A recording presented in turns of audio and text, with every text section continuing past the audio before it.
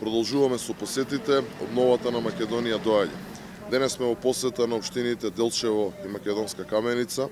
Посетивме голем број на фирми, се сретнавме со граѓаните, имавме неколку состаноци со целни групи, но ќе имаме и партиски состаноци, се разбира. Она што можам да го видам во состаноците со сите овие и со средбите со сите овие луѓе е огромното незадоволство кое го гледаме од актуелната власт, од оваа криминално-рекетарска банда предводена од Заев. Она што можам да го пренесам е дека особено стопанствениците, бизнис климата, целиот овој економски сектор е тотално нарушен и едноставно економската ситуација е целосно девастирана, како впрочем што и се случува во секој сегмент од нашето општество. Луѓето очекуваат промени, луѓето очекуваат дека конечно ќе дојде обновата на Македонија, каде што нашата држава ќе ја направиме едно пристојно место за живење, каде што секој еден од нас ќе може да има еден квалитетен живот. Она што веќе го најавивме, го продолжуваме и во овие денови.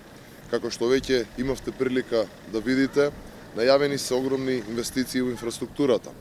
2 милиарди евра инвестиции во инфраструктурата, нов автопат кој ќе ги поврзува Скопје и Битола преку Велес и Прилеп. Повеќе од 150 километри инвестиции во нови експресни патишта, но и буквално нема да оставиме нити еден магистрален пат кој што нема да биде саниран, односно рехабилитиран. Нови инвестиции во железницата и во пругите, нови инвестиции во канализации, во доводи, но и нови носење на нови авиокомпании кои што ќе понудат ефтини летови.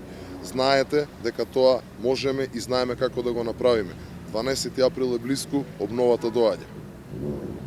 До нас пристигна информации за вршење на притисоци од страна на локални функционери на СДСМ, вработените во локалните институции.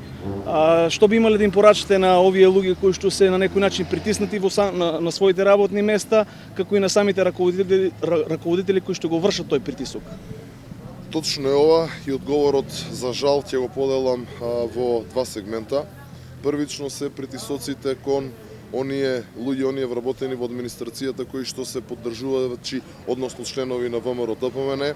И овде имаме огромен притисок спрема нив. Еве овде во Делчево можам да го издувам и примерот со претседателот на нашиот општински комитет кој е пратен на работа дури во Велес. Но притисоците се гледаат и врз останатите вработени на сите оние луѓе.